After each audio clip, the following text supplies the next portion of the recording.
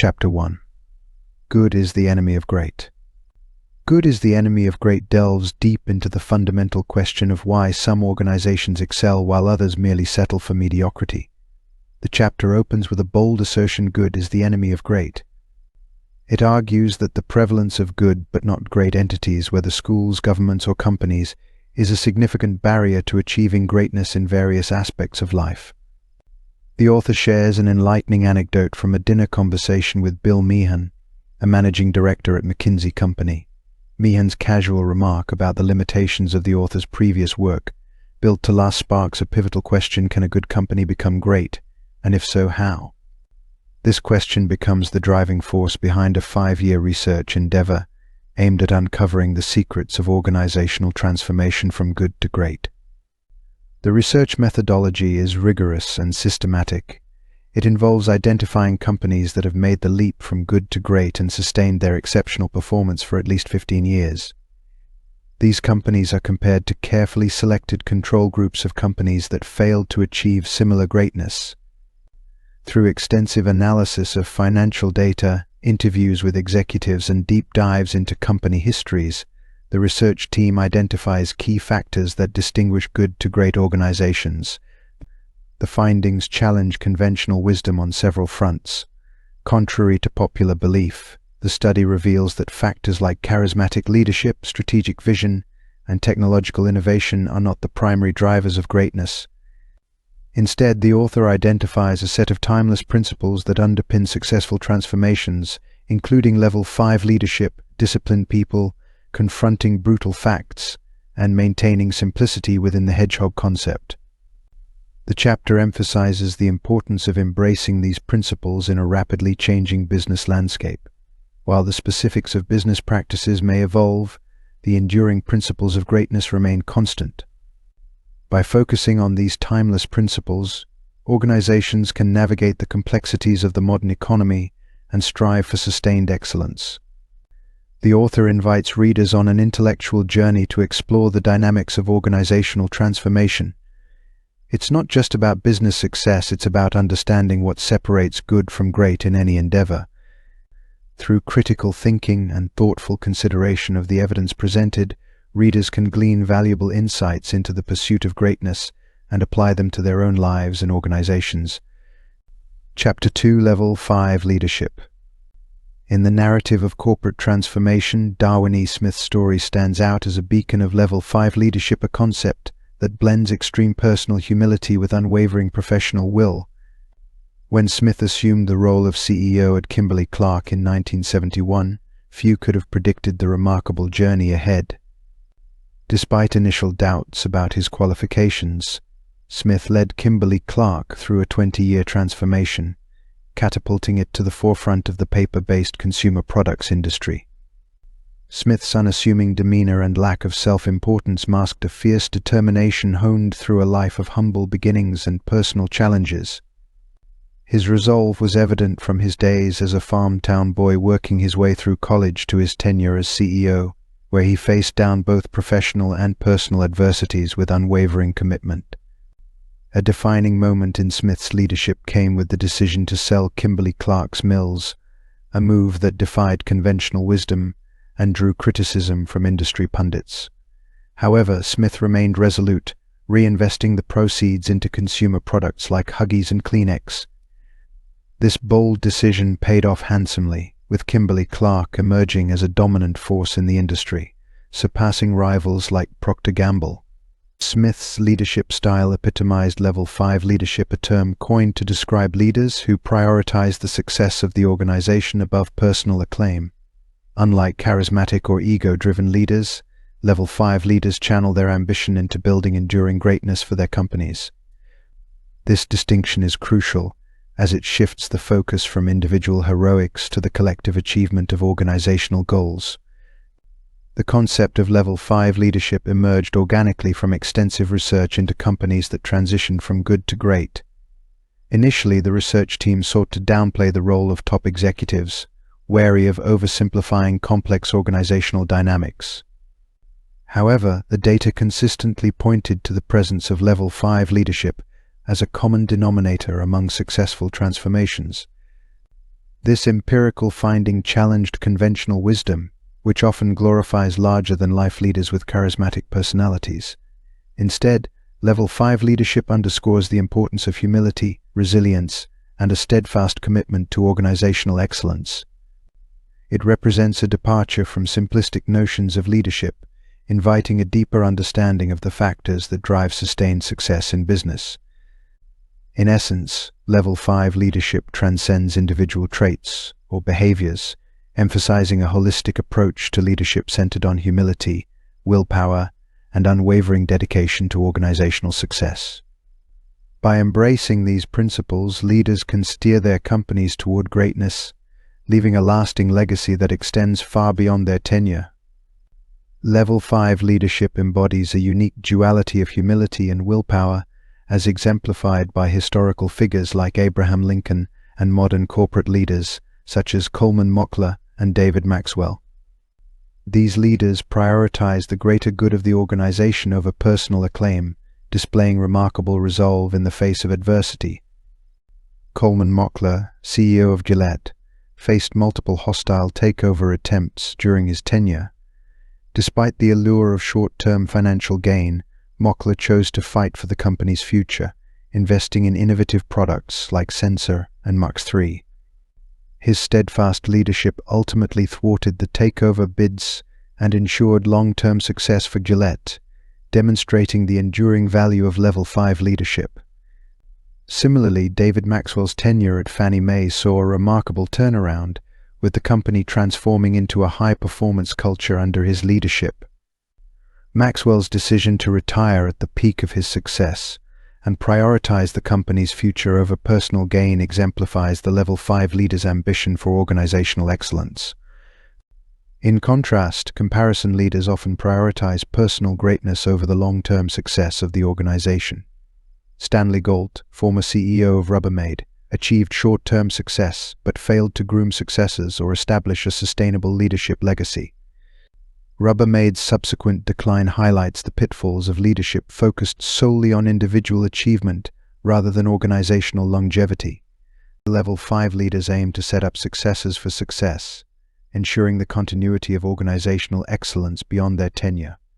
Their ambition is rooted in the success of the company rather than personal accolades, embodying a commitment to leaving a lasting legacy of greatness.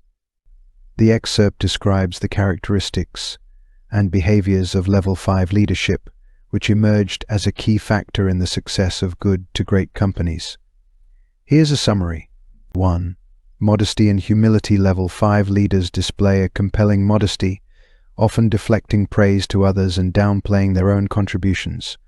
They are self-effacing and understated, contrasting sharply with leaders who have large egos. 2.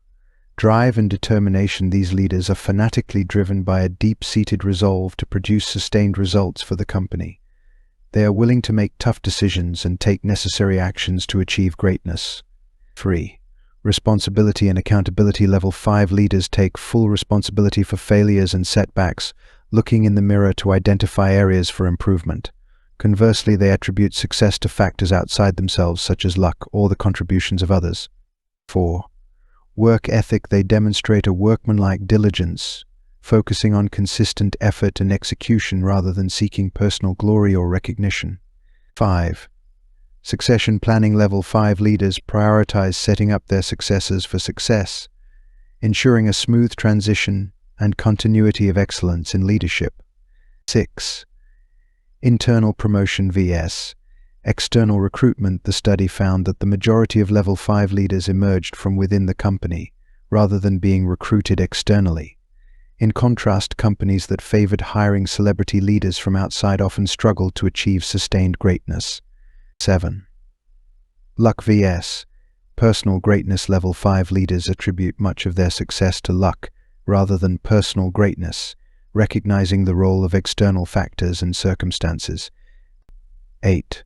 Cultivating Level 5 leadership. While there's no specific formula for becoming a Level 5 leader, the study suggests that self-reflection, personal development, mentorship, and life experiences can contribute to the evolution of Level 5 traits.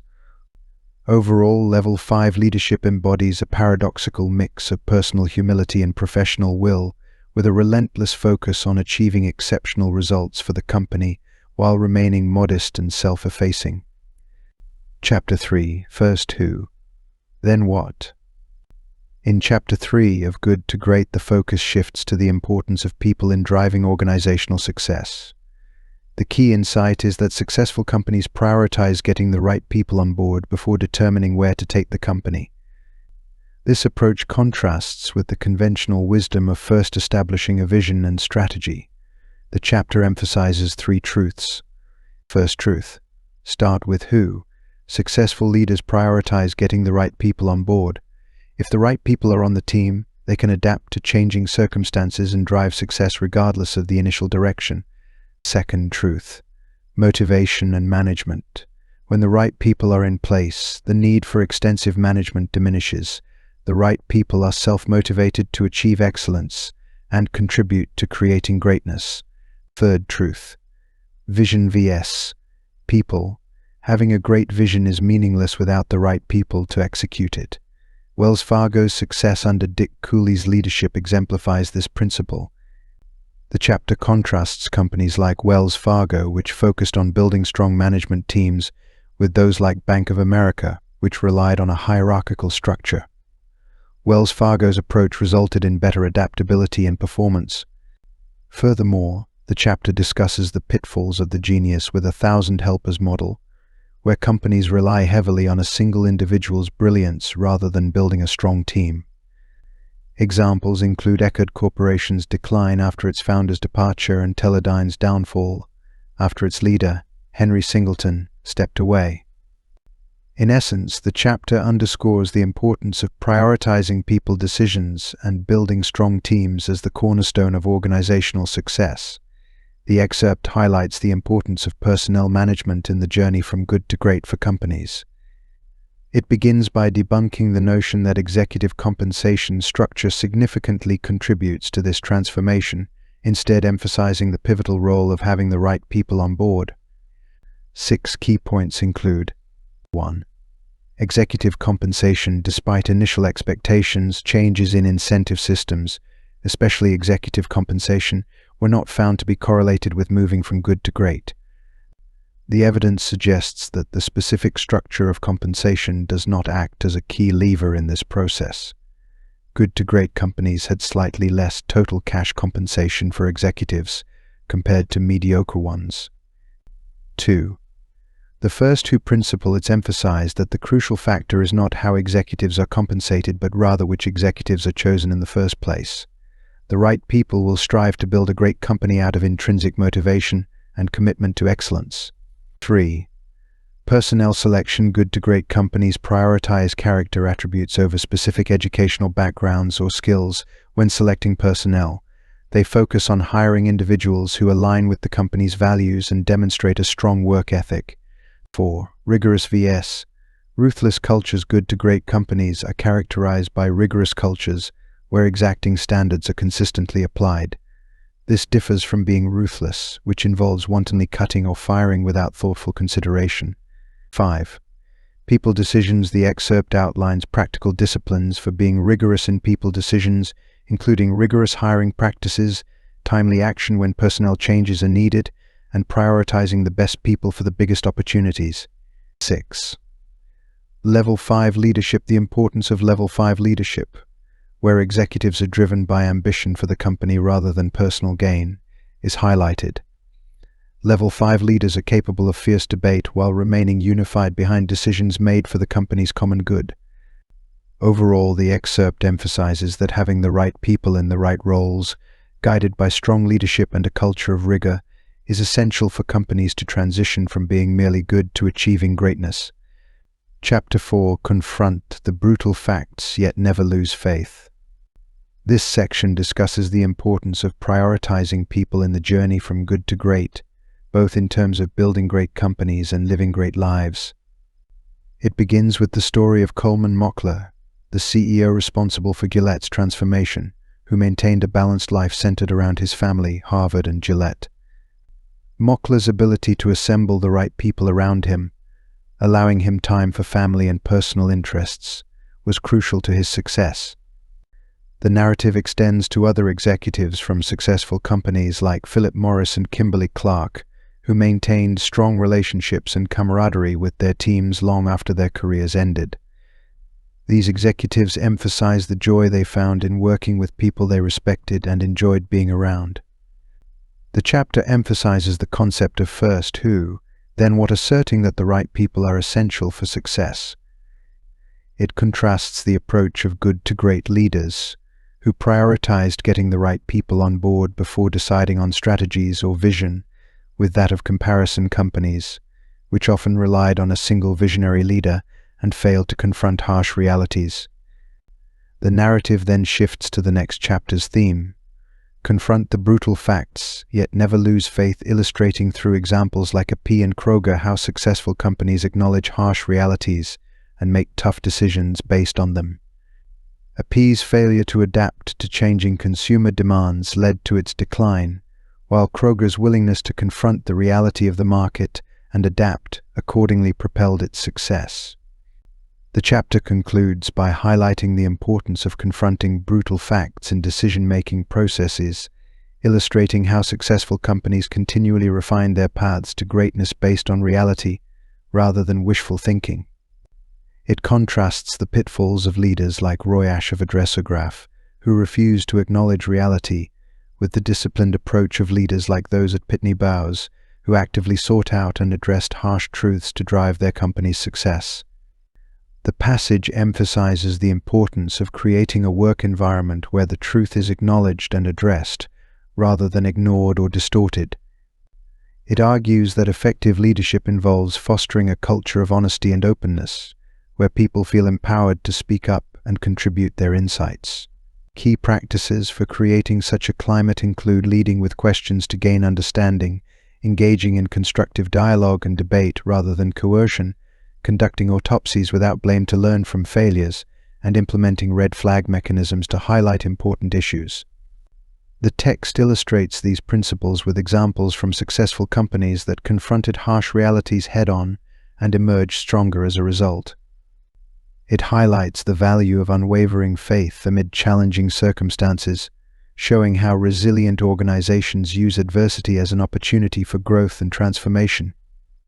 The Stockdale paradox, as described in this passage, is a psychological duality exemplified by individuals and companies that achieve greatness despite facing significant adversity. Named after Admiral Jim Stockdale, who endured 8 years of torture as a prisoner of war during the Vietnam War, the paradox entails maintaining unwavering faith in the ultimate outcome, while accepting the harsh realities of the current situation. Stockdale's experience highlighted the importance of retaining faith in the face of adversity, coupled with a pragmatic approach to confronting brutal facts.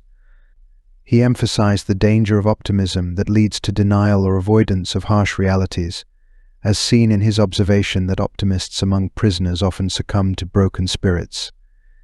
This paradox influenced the author profoundly, shaping their understanding of how individuals and organizations navigate challenges. It emphasizes the importance of acknowledging harsh realities while maintaining faith in eventual success.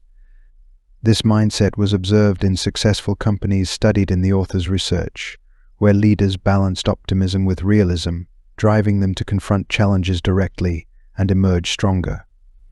The chapter summary reinforces the importance of confronting brutal facts while maintaining faith in eventual success as a key strategy for organizations to transition from good to great. It outlines practices for fostering a culture where truth can thrive and highlights the role of leadership in steering teams through adversity. Additionally, it challenges conventional notions of leadership, suggesting that charisma alone may not suffice without a commitment to facing difficult truths. Chapter 5: The Hedgehog Concept: Simplicity Within the Three Circles. In Chapter 5 of the book, the concept of the hedgehog is introduced as a metaphorical framework to understand how certain individuals and companies achieve greatness. The hedgehog concept is based on Isaiah Berlin's parable of the hedgehog and the fox, where the hedgehog, despite its simplicity, consistently triumphs over the cunning fox. In this context, hedgehogs represent individuals and organizations that focus on one big idea or principle, while foxes represent those who pursue many ends simultaneously without integrating them into a unifying vision. The chapter illustrates how successful companies, termed good to great companies, exhibit hedgehog-like characteristics, while comparison companies often display fox-like tendencies. Using Walgreens as an example, the author demonstrates how the company's singular focus on providing the best, most convenient drugstores with high profit per customer visit propelled its remarkable success. Walgreens embraced simplicity, implemented its concept with consistency and imagination, and achieved sustained growth by pruning away anything that did not align with its hedgehog concept.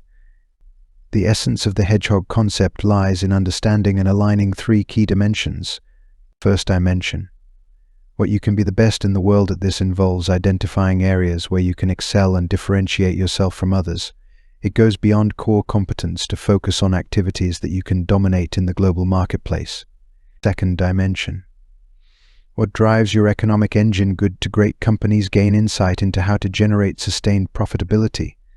They identify the single denominator that has the greatest impact on their economics, such as profit per customer visit in the case of Walgreens. Third dimension: what you are deeply passionate about. Successful companies focus on activities that ignite their passion. This involves discovering what truly motivates and energizes you, beyond mere stimulation.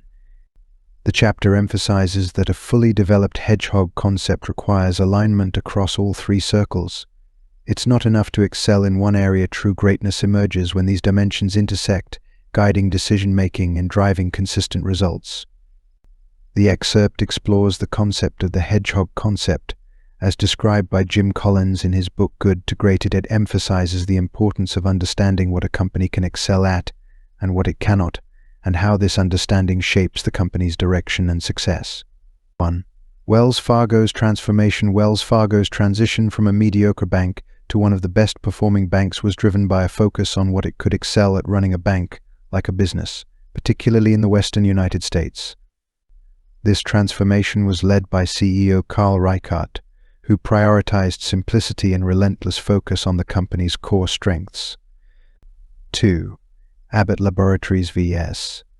John Abbott's success stemmed from its acknowledgement that it couldn't compete with industry leaders like Merck in pharmaceuticals.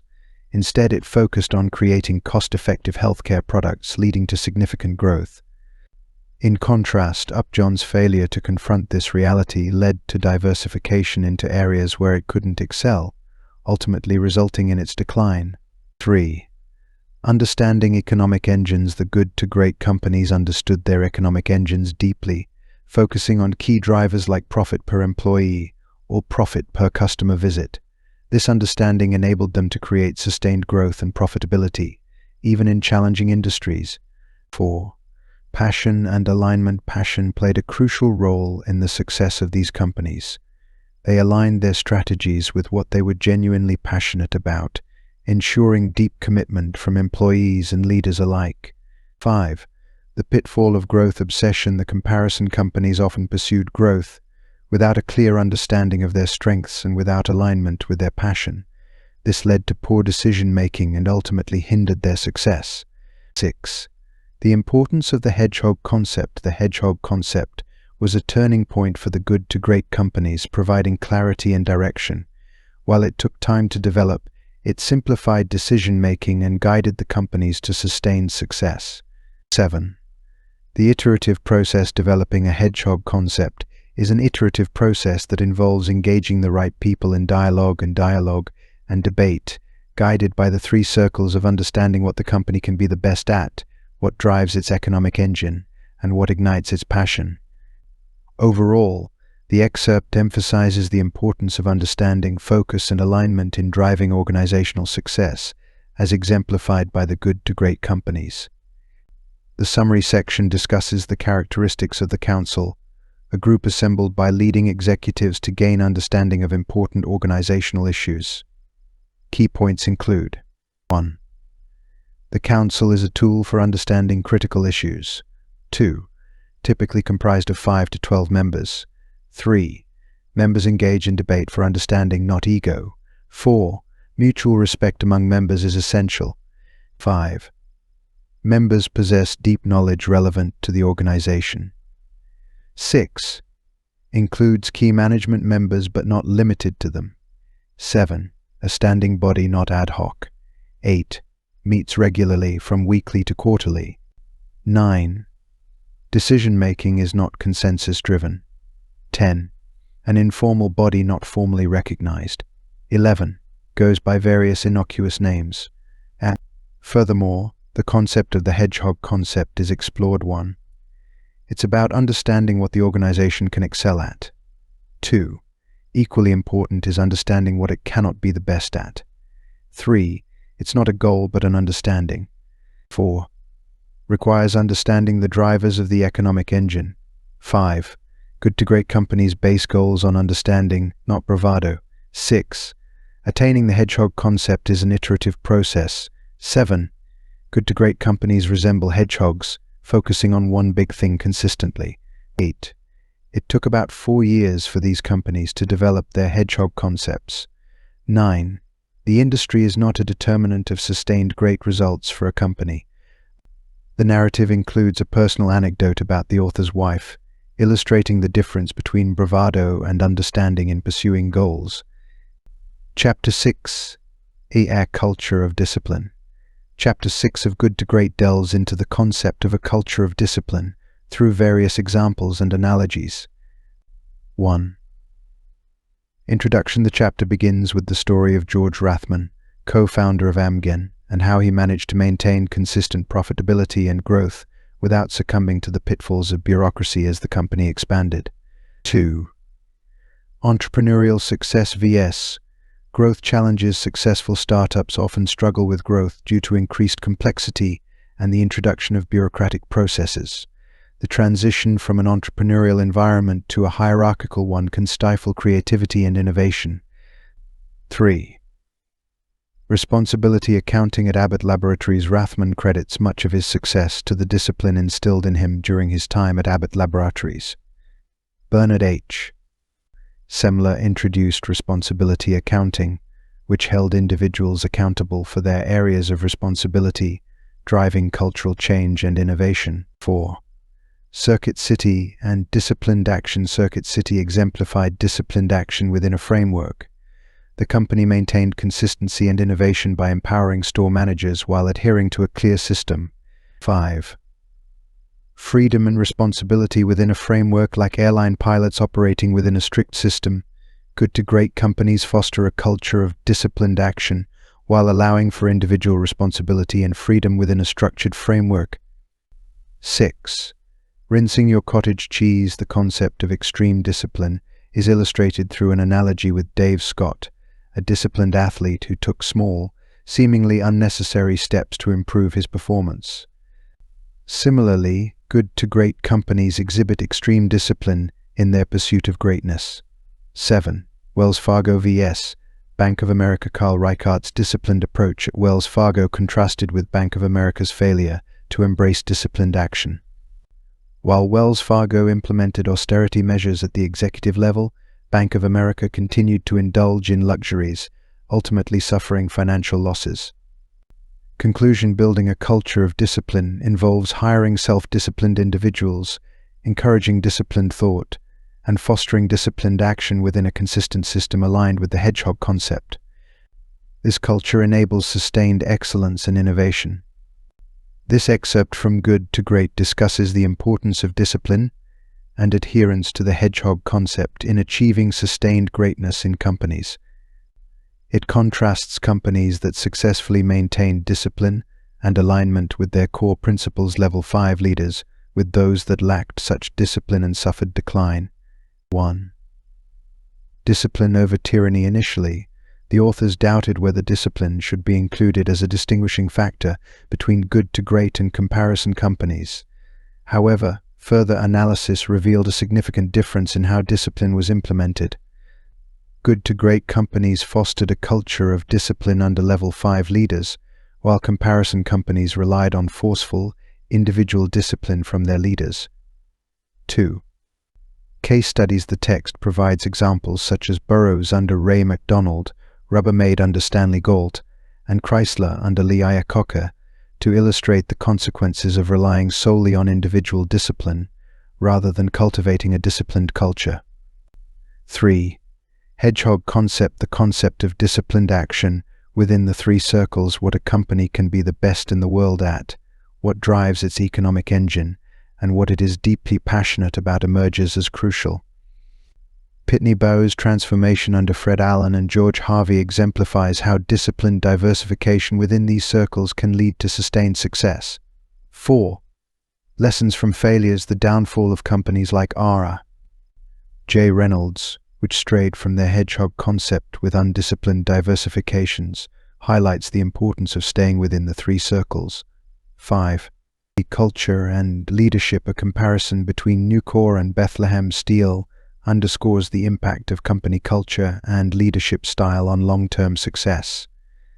Nucor's dedication to aligning worker interests with management's and its disciplined approach to the hedgehog concept led to superior results compared to Bethlehem Steel's hierarchical culture. Overall, the excerpt emphasizes the necessity of disciplined action, alignment with core principles, and consistent adherence to the hedgehog concept for achieving sustained greatness in companies. Chapter 7: Technology Accelerators. This part discusses the importance of implementing a stop-doing list alongside a to-do list in order to achieve sustained success, particularly in the context of transforming good companies into great ones. It emphasizes the need for discipline and focus, highlighting examples from successful companies like Kimberly-Clark and Walgreens. Darwin Smith, the CEO of Kimberly-Clark, utilized stop-doing lists to eliminate activities that didn't align with the company's long-term goals. For instance, he stopped the practice of playing the annual forecast game with Wall Street and eliminated unnecessary bureaucratic layers by unplugging titles. This disciplined approach allowed Kimberly-Clark to focus its resources on becoming a consumer company rather than clinging to its paper business. The chapter also discusses the role of budgeting in good-to-great transformations, emphasizing that budgeting should prioritize activities that align with the company's hedgehog concept. Companies like Kroger, Abbott, and Walgreens made significant investments in areas that fit within their three circles, demonstrating the importance of channeling resources strategically. Furthermore, the chapter explores the relationship between technology and momentum in good-to-great transformations. It illustrates how companies like Walgreens utilize technology as an accelerator of momentum rather than a creator of it. The key was aligning technology with the company's hedgehog concept and using it strategically to enhance operations. Overall, the chapter emphasizes the importance of discipline, focus, and alignment with the hedgehog concept in achieving sustained success and transformation from good to great. The chapter titled "The Technology Trap" explores the role of technology in the success or failure of companies, particularly in the context of the transition from good to great. The author reflects on two incidents that highlight society's fascination with technology and its impact on decision-making. First, the author discusses Time magazine's selection of Albert Einstein as Person of the 20th Century in 1999, emphasizing the magazine's assertion that the 20th century would be most remembered for its scientific and technological advancements. Despite Einstein's monumental contributions, the author questions whether his impact truly outweighed that of political leaders like Churchill or Gandhi. The chapter then delves into the surprising finding that 80% of the good to great executives interviewed did not consider technology among the top 5 factors in their company's transitions. This discrepancy challenges the common belief that technological innovation is a primary driver of corporate success. Through examples like Nucor, a steel company celebrated for its technological advancements, the author illustrates that technology, while important, is often secondary to other factors like company culture, leadership, and strategic vision. The executives of these successful companies prioritized discipline, organizational consistency, and relentless pursuit of excellence over technological prowess. Moreover, the chapter argues against the notion that technological change is the primary cause of a company's decline. Instead, it suggests that management failure, lack of strategic clarity, and resistance to change are more significant factors. The author concludes that while technology can be a powerful accelerator of momentum, it cannot replace fundamental principles like discipline, strategic clarity, and unwavering commitment to excellence. Great companies are characterized by their proactive and thoughtful approach to technology, driven by a deep-seated desire for excellence, rather than a fear of being left behind. Chapter 8: The Flywheel and the Doom Loop. Chapter 8 of Good to Great introduces the concept of the flywheel and the doom loop to illustrate the process of transformation from good to great in companies. The flywheel metaphor describes a massive, heavy wheel that requires persistent effort to start turning but builds momentum with each push. The author emphasizes that there is no single defining action or miraculous breakthrough that leads to greatness. Rather, it is a cumulative process of consistent effort and decision-making. Using examples like Circuit City and Nucor, the chapter illustrates how these companies underwent significant transformations over several years, often without much external recognition until after the breakthrough. Despite facing challenges like bankruptcy, competition, or Wall Street pressures, the good-to-great companies followed a pattern of build-up followed by breakthrough, accumulating momentum over time. The chapter also discusses how successful companies managed short-term pressures and fostered commitment and alignment among employees. Rather than relying on grand gestures or motivational speeches, they focused on tangible accomplishments and consistent progress, allowing the flywheel effect to generate enthusiasm and momentum among their teams. Overall, the chapter emphasizes the importance of sustained effort, incremental progress, and disciplined execution in achieving long-term success and transformation in organizations.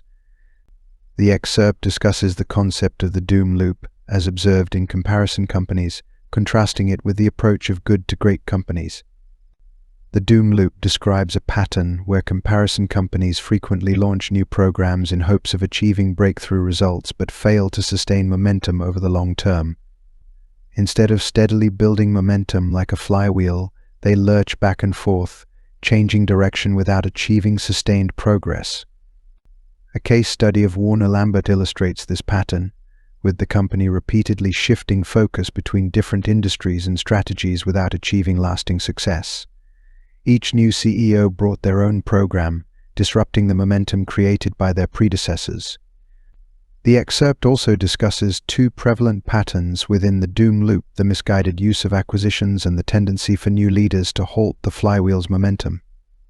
Comparison companies often used acquisitions as a shortcut to growth without considering whether they fit with their core competencies or could accelerate existing momentum. Additionally, new leaders frequently changed direction abruptly, disrupting the progress made by previous management. In contrast, good to great companies used acquisitions strategically after achieving significant momentum, using them to accelerate the flywheel rather than trying to create momentum from scratch. Furthermore, they had level 5 leaders who focused on pushing the flywheel consistently rather than pursuing flashy programs or abrupt changes in direction. The excerpt concludes by emphasizing the importance of consistency, discipline, and persistence in the build-up to breakthrough process.